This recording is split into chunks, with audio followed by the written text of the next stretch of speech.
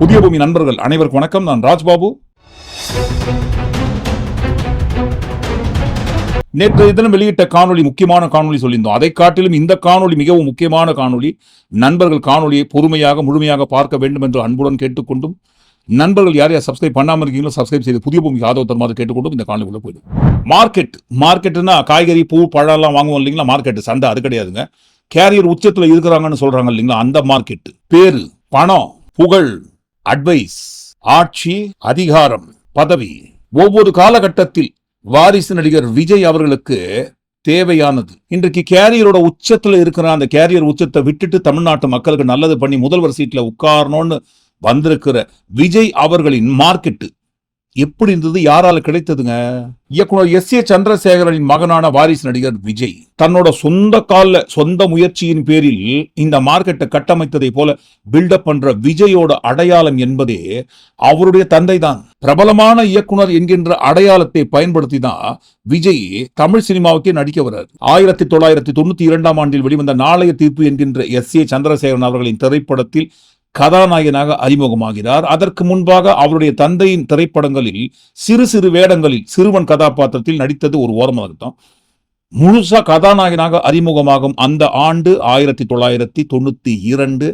அதுவும் அவருடைய தந்தையின் திரைப்படத்தில். இவரது தந்தையின் அடையாளத்தை பயன்படுத்தி தான் தனக்கென்று ஒரு அடையாளத்தை தேடுவதற்கு முயற்சி பண்றார் நாளைய தீர்ப்பு என்கின்ற திரைப்படத்தின் மூலமாக. நாளைய தீர்ப்பு திரைப்படத்தை தொடர்ந்து அடுத்தடுத்து வெளிவருகின்ற திரைப்படங்கள் அனைத்தும் அவருடைய தந்தையின் திரைப்படங்கள் தான். தொடர்ந்து பல திரைப்படங்களில் வரிசையாக கதாநாயகனாக நடித்தாலும் அவருடைய தந்தையான S.A. சந்திரசேகரன் மிகவும் பிரபலமான இயக்குநராக இருந்தாலும், ஆனால் அவர் நினைக்கிற மார்க்கெட்டை தனது மகனுக்கு அவரால் பாருங்க உருவாக்கி தர முடியல. யோசிக்கிறாங்க. S.A. சந்திரசேகரன் அடையாளத்தை பயன்படுத்தி விஜய்க்கு பாருங்க மார்க்கெட்டை உருவாக்கி கொடுக்க முடியல. அப்ப என்ன பண்ணலாம்? விஜயை பிரபலமாக்குவதற்கு ஒரு பிரபலமான பிரபலத்தை தேடி போறாங்க. அந்த பிரபலம் விஜயகாந்த் அவர்கள். எல்லாருக்குமே தெரியும், தமிழ்நாட்டில் அதுவும் கிராமப்புறங்களில் பட்டி தொட்டி எங்கும் விஜயகாந்த் திரைப்படத்துக்கு ஒரு மார்க்கெட் இருக்கு. அந்த மார்க்கெட்டை பயன்படுத்தி விஜயகாந்த் என்கின்ற ஒரு பிரபலமான முகத்தை பயன்படுத்தி விஜயை பிரபலமாக்க முயற்சி பண்றார் செந்தூர பாண்டி என்கின்ற திரைப்படத்தின் மூலமாக S.A. சந்திரசேகரன் அவர்கள். ஓரளவுக்கு நினைத்த அளவுக்கு உண்டான மார்க்கெட் ரிசல்ட் கிடைக்குது. செந்தூர பாண்டி என்கின்ற திரைப்படம் ஓரளவுக்கு வெற்றி அடைகிறது. இதுவரைக்கும் கிராமப்புறங்களில் தெரியாத முகம் விஜயோட முகம். விஜயகாந்த் என்கின்ற பிரபலத்தின் மூலமாக அவர் ஓரளவுக்கு பிரபலமாகிறார். இன்றைக்கு கேரியர் உச்சத்துல இருக்கிறேன்னு சொல்ற விஜயோட அந்த கேரியர் உச்சத்துல கொண்டு போய் சேர்ப்பதற்கு மிகப்பெரிய பங்காக இருந்தது விஜயகாந்த் என்கின்ற ஒரு பிரபலமான முகம். ஆனா பாருங்க, அந்த நன்றி விசுவாசம் என்பது விஜய் கிட்ட துளியும் கிடையாது. விஜயகாந்த் அவர்கள் உடல்நிலை சரியில்லாமல் இருந்த சமயத்தில் எட்டி கூட பார்க்கல விஜய். அதற்கு பிறகு விஜயகாந்த் அவர்கள் மறைவுக்கு வந்திருக்காரு. வந்த இடத்துல அவருக்கு என்ன மாதிரி மரியாதை கிடைத்ததுன்னு எல்லாருக்குமே தெரியும். நம்ம அந்த செருப்பு பஞ்சாயத்து அந்த இடத்துல நடந்த சம்பவத்தை குறித்து அதுக்குள்ள போக விரும்பல. இது ஒரு ஓரமாகட்டும். மார்க்கெட் ஓரளவுக்கு கிடைக்கிறது. அதை அடுத்து பணம் என்னையா பணம்? பெரிய பணம். நான் பார்க்காத பணமா? நான் சம்பாதிக்காத பணமா? எல்லா பணத்தையும் நான் பார்த்துட்டேன். நீ இப்ப பில்டப் பண்ற அந்த பணத்தை சம்பாதிக்கிறதுக்கு எந்தெந்த திரைப்படத்தில் எப்படி எப்படிலாம் நடிச்சாரு, அந்த திரைப்படம் போக விளம்பரம், எவ்வளவு விளம்பரங்களை நடிச்சாருங்க. இந்த விளம்பரம் தான் மிகப்பெரிய பங்கு இருக்கு. அது ஒரு ஓரமாகட்டும். இருந்தாலும் பாருங்க, அந்த பணம் சம்பாதிக்கிறதுல மிகப்பெரிய குறியா இருந்தாரு விஜய். எந்த அளவுக்கு பணம் சம்பாதிக்கணுமோ அந்த அளவுக்கு பணத்தை சம்பாதிக்கணும். கர்றன்னு பணத்தை கறக்கணும். சினிமாவில் நடிச்சுன்னுக்கிறோம். சும்மா நேரத்தில் என்ன பண்ணலாம்? விளம்பரத்தில் நடிக்கணும். கோடி கோடியா காசை வாங்கி அக்ரிமெண்ட் போட்டு விளம்பரத்தில் நடிக்கணும். கோலா கம்பெனி ஆடு ஞாபகம் இருக்குங்களா?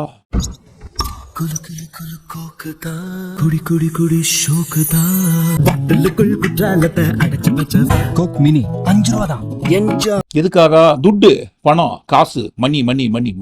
கோடிக்கணக்கில் காசு கொடுத்து அக்ரிமெண்ட் போடும்போது நடிச்சுதானே ஆகணும். கோலா கம்பெனி ஆட்ல நடிக்கிறாரு. அது போக திரைப்படங்கள்ல அந்த கொக்கோ கோலா கம்பெனியோட பேரை சொல்லியே ஒரு பாட்டு எது சொல்றாரு. கொக்கோ கோலா பிரவுன் கலருடா, என் அக்கா பொண்ணும் அதே கலருடா, காஃபி இல்ல பண்ண அமுக்குடா, அந்த காம்பினேஷன் ரொம்ப தூளுடா. ஏன் இப்படி? பணம் அப்படிங்க. பணம் வேணும், சம்பாதிக்கணும், செட்டில்மெண்ட் ஆகணும். செட்டில்மெண்ட் ஆனதுக்கு அப்புறம் நம்ம பேசுற பேச்சு டயலாக்லாம் ஒரு ஓரமாக வந்துட்டு போடும். இருந்தாலும் இப்போ நமக்கு தேவை செட்டில்மெண்ட் ஆகிறதுக்கு உண்டான கோடிக்கணக்கான பணம். குடிச்சுனே இருக்கும்போது பணம் சம்பாதிச்சிட்டோம். இப்போ என்ன பண்ணணும்? பேரை சம்பாதிக்கணும், புகழை சம்பாதிக்கணும். அதுக்கு என்ன பண்ணலாம்? பண்ண அட்வைஸ் என்னையா இது? ஒரு கோலா கம்பெனி லட்சக்கணக்கில் கோடிக்கணக்கில் லிட்டர் கணக்கில் பூமியில இருந்து தண்ணி உறிஞ்சு எடுக்கிறாங்களே. தாமிரபரணி ஆறுல இருந்து ஒரு கோலா கம்பெனி ஒரு நாளைக்கு 9 லட்சம் லிட்டர் தண்ணி எடுக்கிறாங்க. இதுல விவசாயத்துக்கு தண்ணி அங்க இருக்கும். இருக்கக்கூடாத தண்ணி அந்த மாதிரிலாம் ஒரே ஒரு கோலா கம்பெனிக்காரர் அவனுடைய தேவைக்காக, அவனுடைய பண தேவைக்காக, கோடீஸ்வரன் ஆவதற்காக பூமிக்குள்ள இருக்கிற ஒட்டுமொத்தமான தண்ணியை உறிஞ்சினா அப்ப லட்சக்கணக்கான விவசாய மக்கள் தண்ணிக்கு என்ன பண்ணுவாங்க? நீங்க தாங்க அந்த கோலா கம்பெனியால நடிச்சீங்க. ரொம்ப டேஸ்டா இருக்குது, ரொம்ப தூளாகுது, ரொம்ப கூலாகுது, ரொம்ப ஜில்லுன்னு நீங்க தானே சொன்னீங்க. அது போன வாரம். பணம் சம்பாதிக்கிறதுக்கு, பணத்தை மூட்டை கட்டுறதுக்கு நாங்க சொன்னது கூல் ட்ரிங்க்ஸை குடிங்கன்னு சொன்னது போன வாரம். கோக் மினி 5 ரூபா தான். என்ஜாய். பணம் சம்பாதிச்சாச்சு, இப்போ அட்வைஸ் பண்ண வேண்டியதான் கைத்தட்டலுக்காக. ஒரு கோலா கம்பெனி ஒரு நாளைக்கு 9 லட்சம் லிட்டர் தண்ணி எடுக்கிறாங்க. பணம் சம்பாதித்த பிறகு பேரு கிடைக்கணும், கைத்தட்டல் வாங்கணும். கைத்தட்டத்துக்கு என்ன பண்ணணும்? மேக்சிமம் பெண்களை எந்த அளவுக்கு இழிவுபடுத்தணுமோ, பெண்கள் போடுகின்ற ட்ரெஸ் எந்த அளவுக்கு கேவலப்படுத்தணுமோ அந்த அளவுக்கு கேவலப்படுத்தி ரசிகர்கள் கிட்ட கைத்தட்டல் வாங்கணும். இந்த சேலையங்கானும் உள்பாவாடையங்கானும் வெறும் ஜெட்டியோட நிக்கிற, இன்னும் மேல மாறாப்பையங்கானும் ஜாக்கெட்டியங்கானும் வெறும் பிராவோட நிக்கிற. என்னையா இது பெண்கள் போடுற ட்ரெஸ் இந்த மாதிரிலாம் போட்டு வரலாமா? தப்பாச்சே. இன்னும் எத்தனை நாளைக்கு பாத்தீங்கன்னா ஜென்ஸையே குறை சொல்ல நிப்பீங்க. அப்புறம் அங்க தொட்டா இங்க தொட்டான்னு செருப்பு எடுக்கிறது. இதே வேலையா போச்சுல உங்களுக்கு. ஆண்டவன் ஆம்பளை படிச்சது பொம்பளைக்கு, பொம்பளை படிச்சது ஆம்பளைக்கு. அவங்க தேவைக்கு இவங்க, இவங்க தேவைக்கு அவங்க. அவன் ஒட்டுமொத்தமா படிச்சு விட்டா, ஆனா நாம தான் ஒழுக்கமா வாழணும். பெண்கள் உடுத்துகின்ற ஆடையை குறித்து அன்றைக்கு பண்றாரு அட்வைஸ் போன வாரம். ஏன் அது கைத்தட்டல் வாங்கணும் இல்லைங்களா? பணத்தை அடுத்து பேரு புகழ் சம்பாதிக்கணும், கைத்தட்டல் வாங்கணும், வாங்குறாரு கைத்தட்டல். அது போன வாரம். இதே இந்த வாரம் ஓரளவுக்கு கெத்தாயிட்டோம், அந்த கெத்தான இடத்துக்கு வந்துட்டோம். இப்ப என்ன பண்ணலாம்? என்னையா இது, இன்னும் எத்தனை காலத்துக்கு தான் பெண்கள் உடுத்துகின்ற ஆடையே குறை சொல்ல நிப்பீங்கன்ட்டு பேச வேண்டாம் டைலாக். பொம்பளை பிள்ளைங்களை அவங்க இஷ்டத்துக்கு அறிவுரைமா வர விட்டா தப்பு நடக்கத்தான் செய்யும். ட்ரெஸ் இன்னும் எத்தனை நாளைக்கு பொண்ணுங்க போற ட்ரெஸ்ஸை குறை சொல்ல முடியும்? பேசினாரு. இன்னும் எத்தனை நாளைக்கு தான் பெண்கள் உடுத்துகின்ற ஆடையே குறை சொல்லுவீங்கன்னு பேசுறாரு. ஷூட்டிங் எடுக்கிறாங்க, எடிட்டிங்லாம் பண்ணிட்டாங்க, ரீமிக்ஸ் ரீரெக்கார்டிங் எல்லாம் பண்ணி ரெடி ஆயிடுச்சு. ஆனா பாருங்க, அதை போட்டு பாக்குறாங்க. ரஷ் போட்டு பார்க்கும் போது என்னப்பா இது, ஏற்கனவே நிறைய திரைப்படங்கள்ல, சிவகாசி திரைப்படம் மட்டும் கிடையாது, இதற்கு முன்பாகவே நிறைய திரைப்படங்கள்ல பெண்கள் உடுத்துகின்ற ஆடையை குறித்து நிறைய கிண்டல் பண்ணிக்கார விஜய். ஆனால் அதற்கு நேர் எதிராக இந்த மாதிரி இன்னும் எத்தனை நாளைக்கு பெண்கள் உடுத்துகின்ற ஆடையே குறை சொல்லிப்பீங்கன்னு டயலாக் வச்சா கண்டிப்பா பாருங்க, தியேட்டர்ல ரசிகர்கள் வேணா கை தட்டலாம். பொதுவாக சோசியல் மீடியாவில் விஜய் ட்ரோல் மெட்டீரியலாம் ஆயிடுவாரு. வடிவேலு சொல்ற மாதிரி போன வாரம் அந்த வாயி, இந்த வாரம் இந்த வாயின்ற ரேஞ்சுக்கு ட்ரோல் மெட்டீரியலா மாறுவார். அதனால இந்த காட்சியை படத்துல வைக்காதீங்கன்னு சொல்லி மாஸ்டர் திரைப்படத்துல இந்த காட்சி படம் வெளிவருவதற்கு முன்பாகவே கட் பண்ணிட்டாங்க. போன வாரம் வரைக்கும் கட்டுக்கட்டா பணத்தை கட்டணும்னு சொன்னா கூல்ட்ரிங்க்ஸ் கம்பெனி ஆட்ல நடிக்கணும். பணம் சம்பாதிச்சு செட்டில் ஆனதுக்கு அப்புறம் அதே கூல்ட்ரிங்க்ஸ் கம்பெனியால பூமிக்குள்ள இருக்கிற தண்ணியெல்லாம் உறிஞ்சி எடுக்கிறாங்கன்னு சொல்லி வசனம் பேசணும். கைத்தட்டலையும் புகழையும் வாங்க வேண்டும் என்பதற்காக பெண்கள் உடுத்துகின்ற ஆடையை போன வாரம் வரைக்கும் கிண்டல் பண்ணிடுங்கடும். நல்லா நமக்கு தேவைப்படுற அளவுக்கு புகழ் கிடைத்து விட்டது, கைத்தட்டல் கிடைத்து விட்டது. நம்ம இதற்கு பிறகு என்ன பேசினாலும் கைத்தட்டு வாங்கன்னு தெரிந்த பிறகு இந்த வாரம் அதற்கு நேர் எதிராக அதே பெண்கள் உடுத்துகின்ற ஆடையை குறித்து அட்வைஸ் பண்ணணும். அதை அடுத்து விஜய்க்கு தேவைப்படுவது என்னங்க? தந்தையோட அடையாளத்தை பயன்படுத்தி ஓரளவுக்கு நடிக்க வராது. மார்க்கெட்டை பிடிக்கிறதுக்காக பிரபலமான விஜயகாந்த் அவர்களின் பிரபலமான முகத்தை பயன்படுத்தி ஓரளவுக்கு பிரபலமாகிறாரு, மார்க்கெட்டு கிடைக்குது. அதை அடுத்து பணம், அதை அடுத்து கைத்தட்டல் புகழ் பேரெல்லாம் வாங்கணும். வாங்கியாச்சு. இப்ப எல்லாத்தையும் ஒட்டுமொத்தமா கலவையாக சேர்த்து என்ன பண்ணணும்? ஆட்சிக்கு வரணும். இந்த கூட்டத்தை பயன்படுத்தி அதிகாரத்தை கைப்பற்றணும். அதுக்கு என்ன பண்ணணும்? மக்கள் சேவையில ஈடுபடணும். மக்கள் சேவையா? அப்படின்னா நமக்கு எதுவுமே தெரியாதே. நம்ம பொழப்பெல்லாம் பிளாக் டிக்கெட்டை வித்து நம்ம நடிக்கிற படத்தோட சேலரியை உயர்த்து தான் நம்ம பொழப்பு. மக்கள் சேவையெல்லாம் என்ன பண்ணலாங்க? கட்சி ஆரம்பிக்க வேண்டியதான். கட்சி ஆரம்பிக்கிறதுக்கு முன்னாடி மக்கள் சேவை பண்ணி தான் கட்சி ஆரம்பிக்கணுங்க. அதெல்லாம் போன வாரங்க, காலாவதி ஆகி போன சிஸ்டம். அதெல்லாம் இப்போ ஸ்ட்ரெயிட்டா கட்சி ஆரம்பிச்சிடணும். கட்சி ஆரம்பிச்சதுக்கு அப்புறம் பார்த்துக்கலாம் பின்னாடி. சரி, கட்சி தான் ஆரம்பிக்கிறாரு.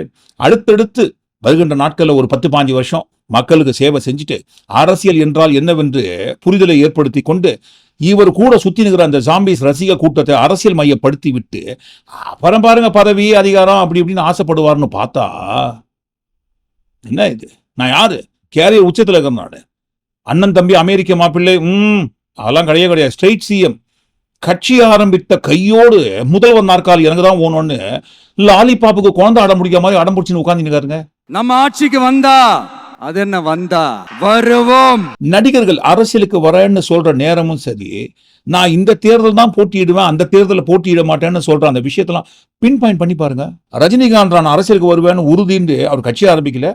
அரசியலுக்கு வருவேன்னு சொன்ன அந்த சமயத்துல கூட என்னோட டார்கெட் 2019 நாடாளுமன்ற தேர்தல் கிடையாது, 2021 சட்டமன்ற தேர்தல் தான் சொன்னாரு. பிறகு உடல்நிலையை கருத்தில் கொண்டு நான் அரசியலுக்கு வரப்போதில்லை, கட்சி ஆரம்பிக்க போதில்லை, தேர்தலையும் நிக்க போறதில்லைன்னு சொன்னேன். ஒதுங்கி போன உண்மை ஒரு ஓரம் வந்துட்டு போட்டோம். அடுத்து அரசியலுக்கு வந்த நடிகரான விஜய், அவரும் பாருங்க கட்சி ஆரம்பித்த கையோடு அவர் சொன்ன முதல் வார்த்தை, முதல் விஷயம், 2024 நாடாளுமன்ற தேர்தலில் போட்டி போட மாட்டேன், 2026 சட்டமன்ற தேர்தல் தான் போட்டி போடுவேன்னு. ரஜினி அவர்களாவது அரசியலுக்கு வரப்போறேன்னு சொன்ன சமயத்துல இந்த கட்சியை அரசியல் எதிரி, அந்த கட்சியை கொள்கை எதிரின்ட்டு யாரையும் குறிப்பிட்டு சொல்லல. ஆனால் விஜய் சொன்னாரு, நம்மளுடைய ஒரே கொள்கை எதிரி பாஜக தான், நம்மளுடைய ஒரே அரசியல் எதிரி திமுக தான். அந்த கொள்கை எதிரியை எதிர்ப்பதற்கு 2024ஆம் ஆண்டு மிகப்பெரிய சந்தர்ப்பம் கிடைத்த பிறகும் கூட தன்னுடைய பலத்தை நிரூபிக்கிறதுக்கு போட்டியெல்லாம் போடல, அந்த தேர்தலில் நிக்கல, எதிர்த்துலாம் வரல. ஏன் வரல? டிசைன் அப்படிங்க. அந்த டிசைன் அப்படி 2019 2021, இந்த டிசைன் 2024 நோ, 2026 எஸ். கேட்டா என்ன சொல்லுவாங்க? எங்க கட்சி பேர் அறிவிச்ச அந்த அறிவிப்பிலேயே தெளிவா குறிப்பிட்டிருக்காரு, எனது ரசிகர்களை அரசியல் மயப்படுத்த வேண்டும், அரசியல் மயப்படுத்துவதற்கு எனக்கு நேரம் அவகாசம் தேவைப்படுகிறது, அந்த தேவையான நேரத்தை எடுத்துக்கொண்டு எனது ரசிகர்களை அரசியல் மையப்படுத்தி நான் களத்துக்கு 2026 வரேன்னு சொன்னாரு. சரி, எடுத்துக்கொண்ட அந்த நேரத்தில் இவரது ரசிகர் ஜாம்பிஸ் கூட்டத்தை அரசியல் மையப்படுத்தினாரா? இல்லைங்களே. இப்ப உதாரணத்துக்கு டிக்கெட் வாங்கறதுக்காக ஓடுற அந்த கூட்டம் எப்படி ஓடுறாங்க? விஜய் ஃபேன்ஸ் எல்லாருமே ரசிகர்கள் தான். அந்த ரசிகர்கள்ல ஒருத்தர் கீழே விடுறாரு, ஆனா பாருங்க ஏறி மிதிச்சுட்டு போறாங்க. வெறி, மாப்பிள்ளைங்களுக்கு அவ்வளோ வெறி, டிக்கெட்டை வாங்கி படத்தை பார்க்கணும்ட்டு. இப்படி படத்தை பார்க்கறதுக்கும் ட்ரெய்லரை பார்க்கறதுக்கும் வெறித்தனமா ஓடுற இந்த ரசிக ஜாம்பிஸ் கூட்டத்தை அரசியல் மையப்படுத்துவதற்கு தான் எனக்கு நேரம் தேவைப்படுதுன்னு சொல்லி அந்த நேரத்தை எடுத்துக்கொண்டார். எடுத்துக்கொண்ட அந்த நேரத்தில் மறுபடியும் கேட்கிறோம், அரசியல் மையப்படுத்தினாரா? ஒரு துளி கூட கிடையாது. கண்டிப்பாக இந்த கூட்டத்தை அரசியல் மையப்படுத்தவே முடியாது. எவ்வளவு ட்ரைனிங் கொடுத்தாலும் அந்த கூட்டம் அப்படிதான் ஓடும். அன்றைக்கு தியேட்டர்ல ஓடின அதே கூட்டம் தான் வாக்குச்சாவடி முகவர்கள் தேர்வு நடைபெறுகின்ற இந்த இடத்துல ஓடுற கூட்டம்.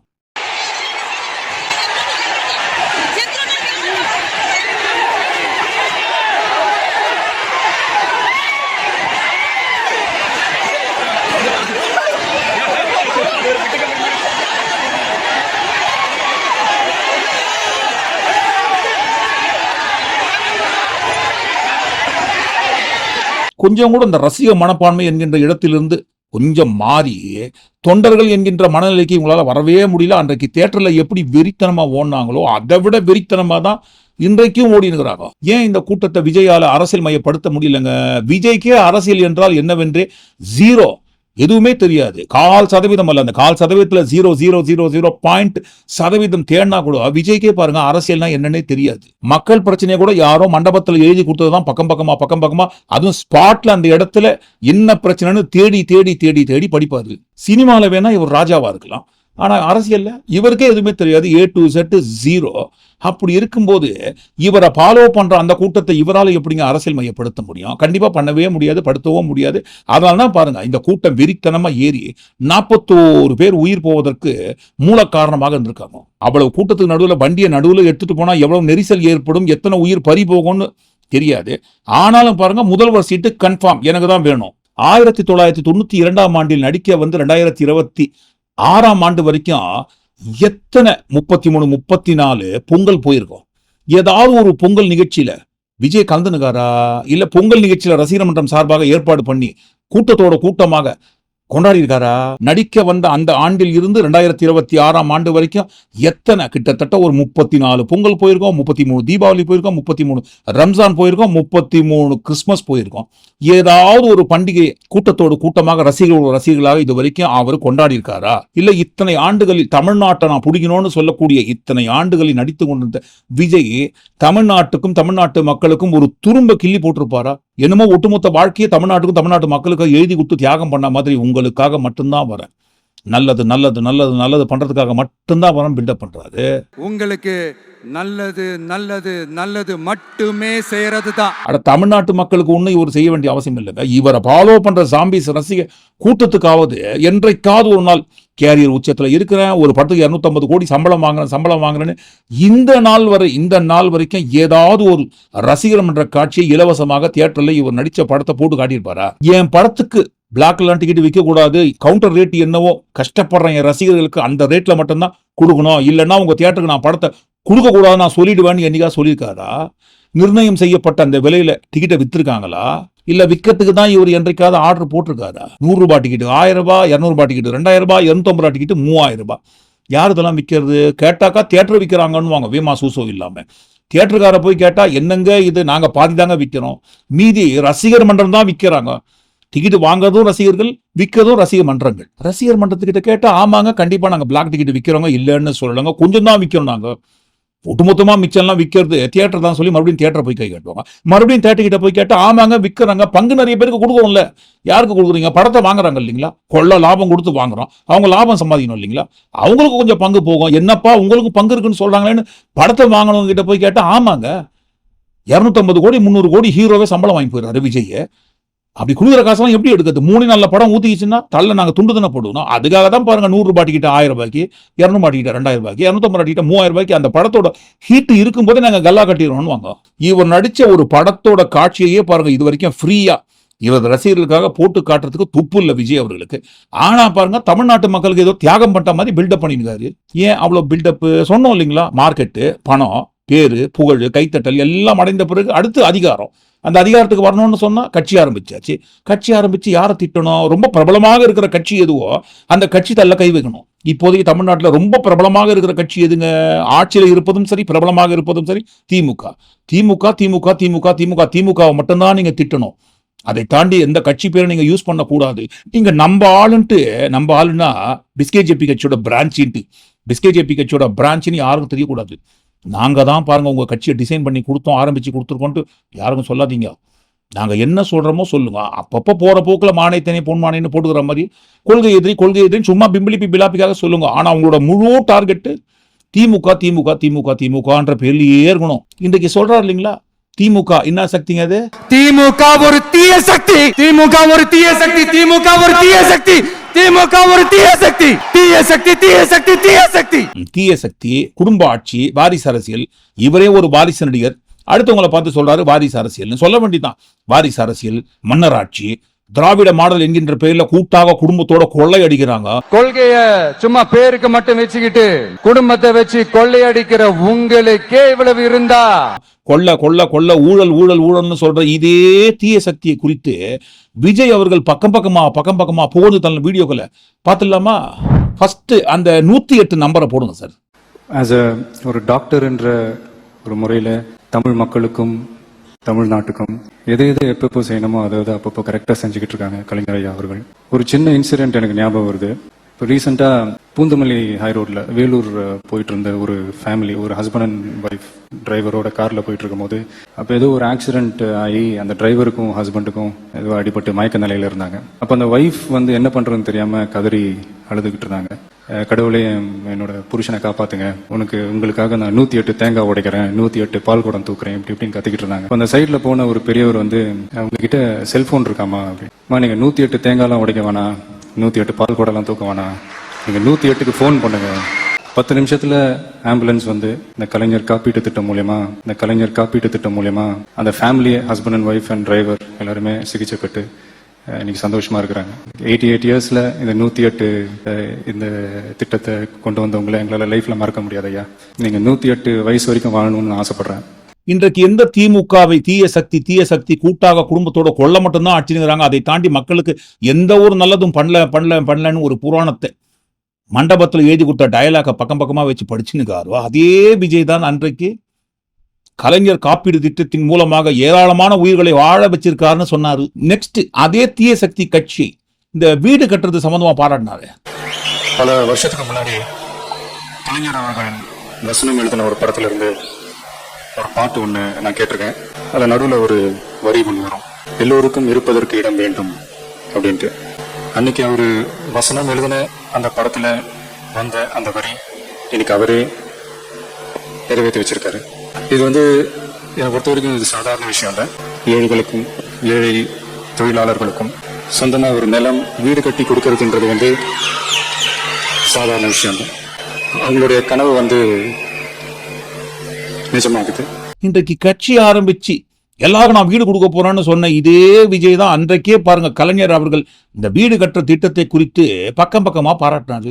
அதே குடும்ப ஆட்சி, ஊழலாட்சி, தீய சக்தின்னு இன்னைக்கு சொல்ற அதே திமுகவை குறித்து சில கலைஞர் அவர்களுக்கு சிலையை குறிப்பிட்டு சொன்னாரு. அவரு சுவாசிக்கிறது திரையுலக மூச்சுன்னு தான் நான் சொல்றேன்.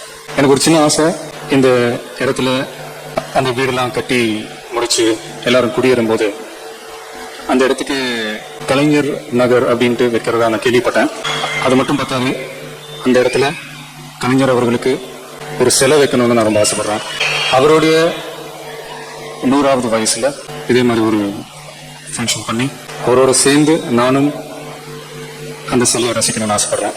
அடுத்து திராவிட மாடல் என்கின்ற பெயர்ல குடும்பத்தோட கொள்ளையடிக்கிறாங்களே, அதை தாண்டி திமுகவுக்கு எதுவுமே தெரியாது. கொள்ள கொள்ள கொள்ள கொள்ள கொள்ளன்னு சொல்ற அதே கொள்ளையடிக்கிற கட்சியை குறிப்பிட்டு பட்டியல் போட்டாரு பெயர்களை, நிதி நிதி நிதி நிதின்ட்டு. உதயநிதி, தயாநிதி, அருள்நிதி, தமிழ் அரசு, கனிமொழி, இந்த மாதிரி பேர்கள் கேட்கும் போதே இதெல்லாம் படத்துக்கு டைட்டிலாக வைக்கணும்னு எனக்கு தோணும். ரொம்ப பவர்ஃபுல்லான பேர்கள், அந்த மாதிரி ரொம்ப அழகான டைட்டில் இந்த கனிமொழி. இந்தியாவிலேயே பரம்பரையாக பேர் சொல்லக்கூடிய ஒரு குடும்பம்னா அது ஜவஹர்லால் நேரு அவர்களுடைய குடும்பம். அதுக்கப்புறம் தமிழ்நாட்டில் பேர் சொல்லக்கூடிய ஒரு குடும்பம்னா அது நம்ம கலைஞர் ஐயா அவர்களுடைய குடும்பம் தான். அப்பெல்லாம் தெரியலீங்களா வாரிசு நடிகர் விஜய் அவர்கள் கண்களுக்கு இது கொள்ளையடிக்கிற ஆட்சி, குடும்ப ஆட்சி, தீய சக்தின்னு அப்ப தெரியலீங்களா? கோடி கோடி சம்பளத்தை வாங்கின்னு அவங்க திரைப்படத்தில் நடிக்கும் போது தெரியலீங்களா திமுக ஒரு தீய சக்தின்ட்டு? முக்கியமா இந்த படத்தினுடைய ப்ரொடியூசர் கலையை வளர்க்கணுன்றதுக்காகவே நிதி அள்ளி அள்ளி அள்ளி கொடுத்துட்டு இருக்காரு. அதனாலதான் இவருக்கு மிஸ்டர் கலாநிதி மாறன்னு பேர் வச்சாங்களா, இல்ல மிஸ்டர் கலாநிதி மாறன்னு பேர் வச்சதுனால இப்படி அள்ளி அள்ளி கொடுக்குறாரான்னு தெரியல. அப்பெல்லாம் திமுக தீய சக்தி என்று தெரியாமல் திடீரென்று ஞானக்கண் திறந்து அந்த ஞானக்கண் வழியாக பார்க்கும்போது திமுக தீய சக்தின்ட்டு எப்ப தெரிஞ்சதுங்க? ஸ்கிரிப்ட் கொடுக்கும்போது, லைஃப் டைம் செட்டில்மெண்ட் வாங்கும்போது. உங்க லைஃப் டைம்ல எவ்வளவு படம் நடிக்க முடியும் உங்களால? ஏற்கனவே பாருங்க, நீங்க நடிக்கிற படமே மார்க்கெட் இல்லாம கொஞ்சம் கொஞ்சமா போயினே இருக்குது. பூஸ்ட் நீங்க பண்றீங்க, ஆனா நீங்க பூஸ்ட் பண்ற அளவுக்கு படத்தை வாங்கி ரிலீஸ் பண்றவங்க வயிற்றுல பக்கு பக்கு நெருப்பு அள்ளி கொட்டின்னு தான் ரிலீஸ் பண்றாங்க. படம் ஓடுமா ஊத்திக்குமான்ட்டு. அந்த மாதிரி பக்கு பக்குன்னு பயந்து எவ்வளவு நாள் நீங்க நடிச்சு படத்தை ரிலீஸ் பண்ண முடியுங்க? லைஃப் டைம் செட்டில்மெண்ட் கொடுக்குற பட்சத்துல வந்துட வேண்டியதான். யாருங்க கொடுக்குறது லைஃப் டைம் செட்டில்மெண்ட்? யார்கிட்ட இருந்து வாங்கினாருன்னு அவர் தான் சொல்லணும். என்ன பாருங்க, 33 வருஷமா தமிழ்நாட்டில் தான் ஹீரோவை நடிச்சுருக்காரு, கோடி கோடியா சம்பாதிச்சிருக்காரு. என்றைக்குமே திறக்காத ஞானக்கண் திடீரென்று 33-34 ஆண்டுகள் கழித்து கேரியர் உச்சத்துல இருக்கிற ஹீரோவோட கண்ணு எதுக்கு திறக்கணும்? திறக்க வைக்கிறாங்க. லைஃப் டைம்ல எவ்வளவு படம் நடிக்க முடியுமோ லைஃப் டைம்ல நடிக்கிற அந்த பணத்தை மொத்தமா நம்ம கண்ணுக்கு முன்னாடி காட்டும் போது ஆட வேண்டிதான். ஆட்டி வைக்கும் பொம்மையை போல. அப்படிலாம் கிடையாதுங்க. மக்களுக்காக வந்திருக்காரு. மறுபடியும் சொல்ற, மக்களும் ஒட்டுமொத்தமான தமிழ்நாட்டு மக்களை கொச்சைப்படுத்தாதீர்கள். உங்களை ஃபாலோ பண்ற சாம்பிஸ் கூட்டம்னு மட்டும் உங்க ரசிக கூட்டத்தை வச்சு சொல்லிக்கங்க. மக்கள்னு சொல்லி மக்களை மறுபடியும் சொல்றோம், கொச்சைப்படுத்தாதீர்கள். மக்களோட பிரச்சனை என்னன்னே இவருக்கு தெரியல. எந்தெந்த இடத்துல என்னென்ன பிரச்சனை இருக்குன்னு யாராவது எழுதி கொடுத்தாதான் பாருங்க அதை பார்த்து படிக்க முடியுது. அதுவும் திக்கி திணதி. உடனே இந்த இது எடுத்துட்டு வந்துருவாங்க.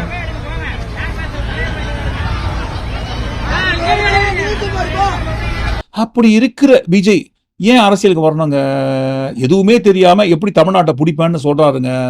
அதுதான் பாருங்க டிசைனு. நாங்க சொல்ற நேரத்துல கட்சி ஆரம்பிக்கிறோம். நாங்க சொல்லும் போது சொல்ற மாதிரி ஓட்ட உடைக்கணும்.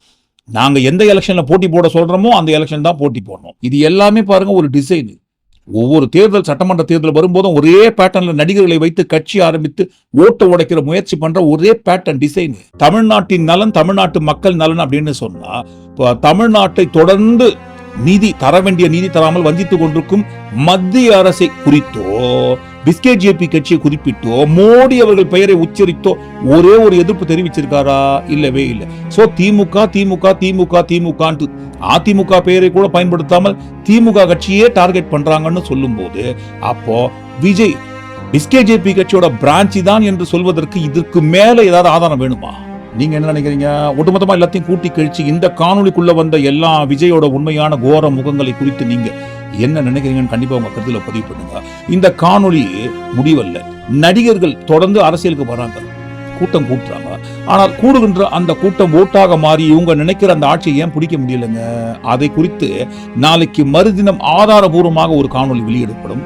இந்த காணொலியை குறித்து மறுபடியும் சொல்றேன், உங்க கருத்துக்களை கண்டிப்பா நீங்க பதிவு பண்ணுங்க. மீண்டும் இன்னொரு காணொலி நாம் சந்திப்போம். நன்றி, வணக்கம்.